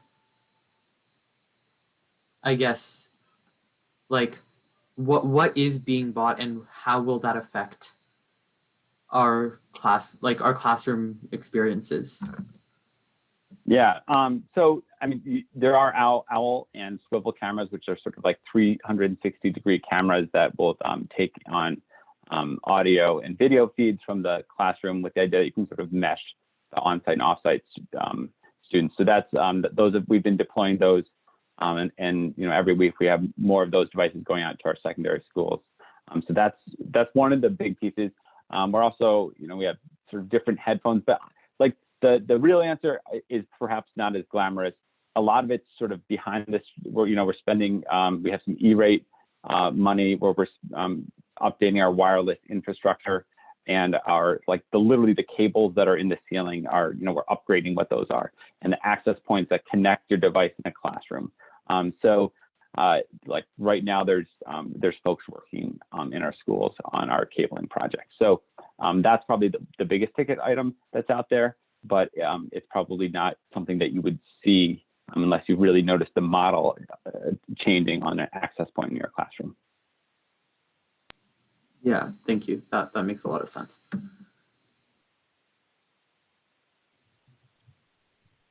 Other questions for Zach? And Zach, just to be clear, we lease most of our technology, correct? Just might want to speak to that. We do not buy these Chromebooks and keep them until they're really, really old, right? I mean, everything is leased through BOCES, correct? We lease them, usually through multi-year purchasing programs, leveraging sort of the OCM BOCES COSER system, which sort of is the most efficient and helpful way for a district to purchase technology. So when a device sort of comes to end of life, they actually go back to BOCES, and they get put through certified recyclers and then on their way. But years ago, we saved a tremendous amount of money going to leasing as opposed to buying desktops. That's basically all that we had were some desktops and libraries, and then evolved to teach some teachers having laptops. And now we're in a totally different world, Dr. Brown, correct?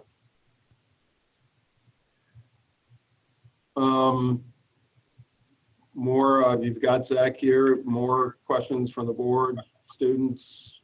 Yeah, I had a question for Zach. So in my in my experience, using Zoom has usually meant that I can participate in documents outside of, the meeting, as opposed to Google Meet, where I struggle to open documents and look up things and load tabs. So I guess I was wondering if you are, if you have any input on this, or whether teachers can use Zoom or Google Meet, and what are the pro video messaging streaming for teachers and stuff. Yeah, so as you know, sort of Google Meet is our preferred platform for our educational environment, but we certainly have, we're on Zoom right now, and there are a couple instances of Zoom around our district. So here's the answer. There's kind of two factors that go into looking at this. There's a significant cost difference associated with Zoom, but then there's also a sort of we talked a lot about sort of the fatigue factor in terms of trainings and sort of professional development for a lot of our staff. So there's also some, if we were to add Zoom, there's also some issues there with like the implementation and how to scale that out. Nothing insurmountable, but that's one of the challenges that we considered. So when we were in the spring, Meet was the incumbent product. Our folks learned Meet. And so as we entered the fall, we stuck with Meet because that was sort of like the best known product. And that's what we had been using. As we continue through this year and look towards next year, I think it's a worthwhile conversation to say, is this the platform of choice? And, yes, no, maybe. And what should we is there a need to pivot, if we have to go into even more, a longer time with this environment. Thanks, that makes sense. Thanks, Emma.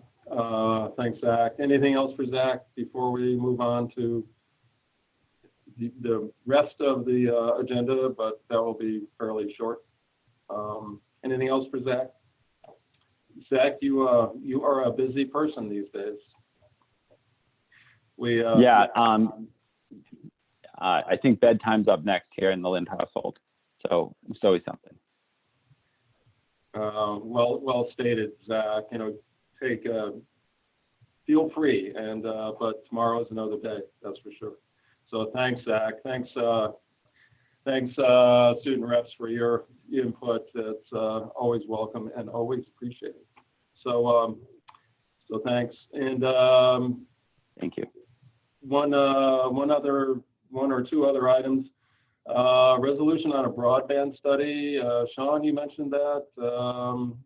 This is something that, Anne, you met with certain politicians regarding this as well. I'm not sure who would like to just really speak to this somewhat with clarity. And yeah, I can talk a little bit, and then maybe Dr. Brown, or I don't know if Zach's still on the call, but we met, our Legislative Advocacy Committee met with Anna Kellis, who is the Assemblywoman elect for our district.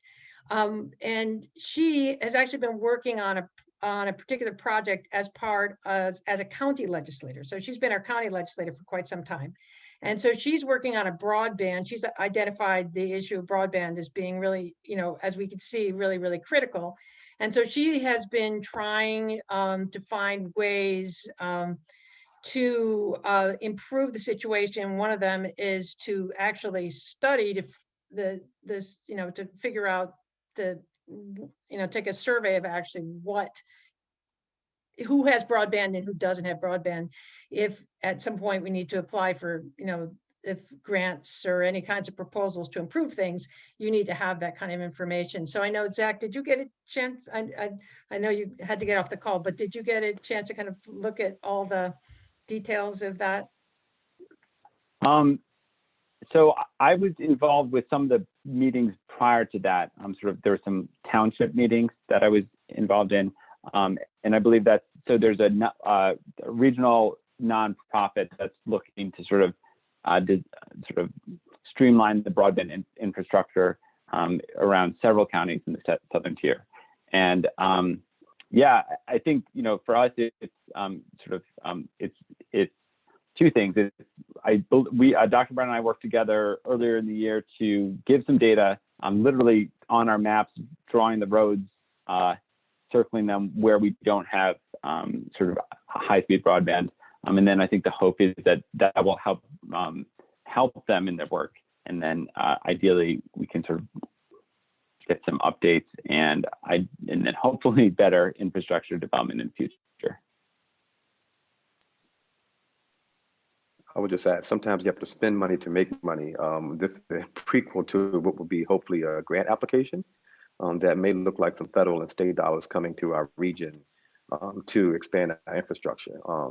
Again, as Dr. Bradwell said earlier, I was a part of a study a decade ago that didn't get this far. Had we gotten this far a decade ago, maybe we would be in a position now where our young people and families and administrators are on call tonight without having to turn off their cameras to be heard, or remember coming in and out when he's living right here in town. So we need to fix this issue, y'all. And if it's going to take $5,000 for us to engage in a study so that we can be prepared to apply for grants that will be competitive, I say let's go for it. I just want to say one more thing is that this contribution, many other entities are contributing money to this study. So I can't remember all the various entities that are doing it, but I don't know, Dr. Brown, do you remember who else was contributing to it? It's quite a number of other people doing it.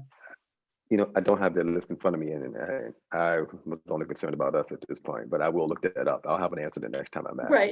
I think it's just spreading it around is my point. It's like, so we're adding to kind of a regional initiative. And there are a number of other local and government municipalities who are adding to this. I will say, while I support this, I'm disappointed that we're not spending money to the actual infrastructure, but rather to committing to a study. But Dr. Brown did help me in saying that maybe this also includes sort of a grant application that will then get us to that point. Because we've been having this conversation for more than a decade. And so I'm hoping that this keeps moving us forward. So I'm glad it's on the agenda. I'm glad we'll support the work that Anna is doing as our representative in the state legislature. And let's see if we can't do some solutions as opposed to just talking about it. Well, Sean, one thing that might cheer you up is Anna explained that there are now 3 substantial trunks in the area. So we're not exactly where we were 10 years ago, because then we didn't have any infrastructure. The study, it should be noted, is more about trying to determine if we need more trunks and how to build those endpoints, or like our water systems, right? The municipality does X and then we have to pay to get it from Y to Z. So we're almost in that phase. So it's not completely start from scratch, but it still feels like that. So I understand the frustration. I appreciate that, Eldred. And I also want to thank Nicole Lefebvre, who brought it to the school board originally after her conversation with Anna Kell. So thank you, Nicole, for pushing this forward as well. There is a resolution on the agenda. We can consider it, or we can take a look at it and consider it for another night. I would ask I think Amanda's on the meeting. An entity is asking for $5,000. Where does that come from in our budget process or in our spending processes? It's not directly an expense of the district on behalf of the students right now in this school year. So if you could just speak to that, and then perhaps we can move on or go ahead and vote on. Right, so I think the sort of business answer of this would be that we would look at this essentially as we're entering kind of into a social contract, right? So I would look at this as a social contract out of contractual line. You're right, it's not budgeted. Just like any good budget though, you put in funds when you're developing them to support your community, and we define that, right? So ultimately this supports our community of young people, it supports our families. And so that's, by that definition, to me, that's what we would do. So the business office itself has contractual line items that we have that we utilize to sort of support initiatives that might be of this nature, right? And so I think that that would be the logical place for it to come from. So upon approval from the board, what we would do then is create that budget code, or draw from that budget code, create the purchase order, and then work with the entities that are sort of behind this study, because we would need actually sort of either a contract or an invoice that we would pay off of, because school districts just can't send money to something without actually a receipt of some sort of like request for that payment, right, or proof of that payment. So there's a little bit of, very little bit of work to do just to support whatever decisions are made by the board this evening. No, thank you, Amanda. We just, I appreciate that, because we just cannot push out taxpayer dollars to somewhere, right? It has to be to a destination, and it has to be justified. So thanks, Amanda. That's helpful. Right, and to that point, if we hired a consultant to study broadband access in the district, that would be an expense of the district for contractual reasons. And so, you know, by extension, we're part of a larger initiative. So, you know, it certainly makes sense. It would be like cooperative thinking, right? Just like we do with BOCES. I'm all about social contracts, Amanda. I've used that in the past. So I'm certainly open to, we're here, we're now. If there's a will and a way, we can just go ahead and do this now. Or if we want it to age a bit, we can. Sean, for you. I make a motion that the board approve resolution on broadband study as indicated in board docs. I'll second that. Second by Ann. Any other questions right now, or comments? If not, then we can go ahead and vote on it. We still have a quorum, and we'll see if it passes. Tricia, if you will. Rob Ainsley, Yes. Erin Croyle, Sean Eversley Bradwell, Yes. Eldred Harris, Yes. Nicole Lefebvre, Yes. Moira Lang,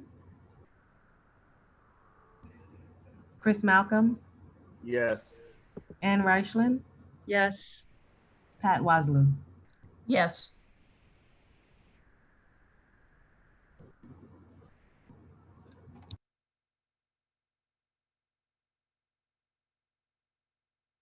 Rob, you're on mute.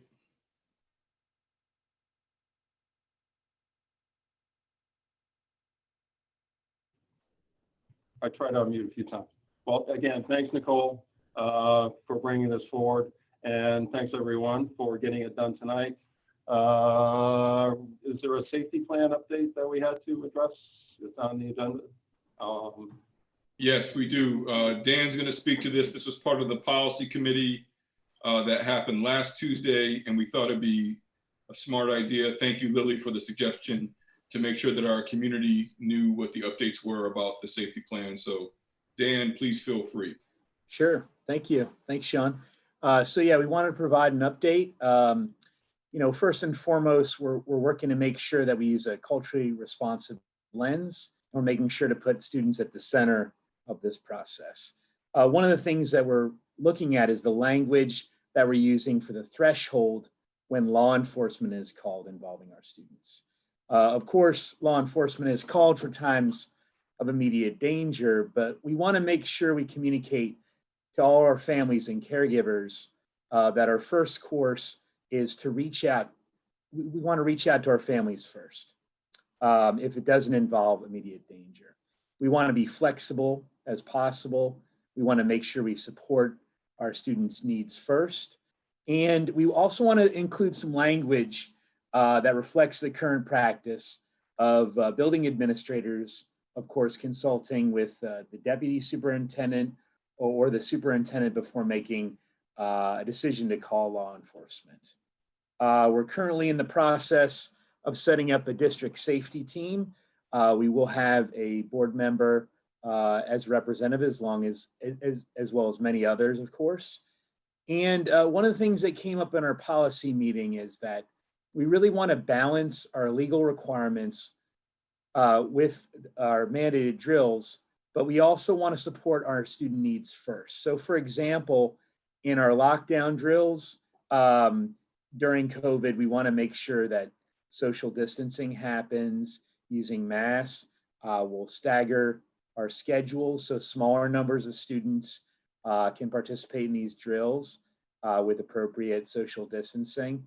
And when we do a lockdown drill, the teachers and the staff, they'll explain the hiding and the sheltering, but they won't practice this because, of course, it's during COVID and we can't have social distancing when we're doing that. We also agreed as a group that we won't be participating in live action drills. We know that these can be traumatizing for our students. And we also spoke about, and we'll make sure to include in our document, providing advance notice to family and caregivers about our drills. Some of the other things that came up were removing language about zero tolerance policies. We know that zero tolerance policies have not been able to show improvement in school climate or safety.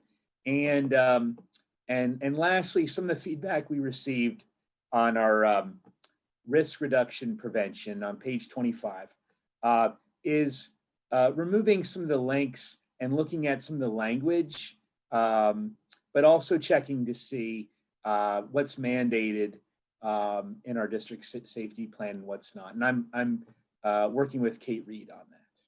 So that's a very quick, I know it's late, a very quick version of all the updates that we talked about in policy, and happy to take any questions too. Dan, I'll just add, in case there are other questions, that this is an example of where we're trying to look at our policies, at our mandates, at our safety plans, and making sure that our practices try to follow the types of practices that we want as a school district. Right. Some of the things that were in writing were not things that many of us would probably support in practice. And so going through, even while it's sort of New York State mandate, trying to find out where we have ways in which to be a little bit more culturally responsive, a little bit more child-centered, and a little bit less heavy on every single time there's an issue, all we do is call law enforcement. There will be a time where we have to call law enforcement, we understand that, but it's not the immediate first step, and we're trying to make sure that our safety plan reflects that sort of care about young people as much as possible. So both Lily and Dan were at that committee. I thank them. Pat and Moira were adding great suggestions, and we're looking forward to other folks joining us at the update that Dan has so graciously agreed to research to see if we can be a little bit more culturally responsive. So thank you for that labor, Dan. We appreciate it. Thank you. No, happy to provide the language to support this. This is the right thing for kids. Thanks. Dan, I have a question. You all talked about law enforcement's presence at our sports games and which games we decide to have law enforcement. That came up in the policy committee. That is not actually part of the district safety plan, law enforcement at school events, but it's something that we spoke about, inequities about law enforcement at some events, but not others. And I don't want to speak for Sean, but I think that might be something we're looking in the future in the policy committee. Is that right? Well, first, I want to give our president, Rob Ainsley, credit for raising that very issue, Nicole. It is not written in policy anywhere. Oh. It is much more of a general practice than it is a policy. And there is no question the policy committee, and I think Eldred was there as well, wants to engage that very conversation. And it will most likely be on our next agenda. We'll be inviting our athletic director, Samantha Little, to join us to have that conversation. So there is no policy which mandates that. There's also no policy which that removes that possibility, if that makes sense. And so we may not need a policy, we may just need a conversation about practice, and we are going to engage that conversation. Is that right, Pat? You were there as well, so just want to make sure. Yes, that pretty much covers it. Do we need a policy, or since it's not mandated that we have law enforcement at certain sport events, do we just stop doing it? But then, what happens when administration's leadership changes? Do we feel that this is something that should be encoded? And I look forward to that conversation. We had a rousing conversation about it, Pat, at the last policy meeting. So it was good. And again, we'll say it. I'm not sure when the practice started and whether it was in just something that is done. But so we can always question why are some things done just because they were always done that way. Sean, I always thought that was probably problematic when we're trying to be who we are now, right? But so yeah, I would look forward to further conversation about all this. As we said, there's been a lot of excitement after concerts when I'm there at the Culp Auditorium, and a lot of people, and just kind of wondered why, why not there as well? Hundreds and hundreds of people and lots of traffic, and so okay, why are there police presence there? So we're gonna have to talk about this, and then have it explained to me, so that would be great. I'm just getting to the point where I'm going to just ask for answers, Dan. But Dan, we appreciate it as always taking this on. And anything else for Dan right now? And safety plan, we're good. And Nicole, thank you again for all your input, and board, thank you for your input today. I think we have a full slate of work sessions and meeting with architects and everything else that's going on, and several advisory groups, Sean, meeting. There's a lot going on. So keep your computers live and energized, and Zoom still to come, and Google Meets, etc. The rest of the week. Chris, you good? Anything else? We're good. And it's high time that we let everybody go home. For those of us that still have to drive, time to go home. Have a great night, everybody. Dr. Brown, thank you. Lily, Amanda, everybody, thank you.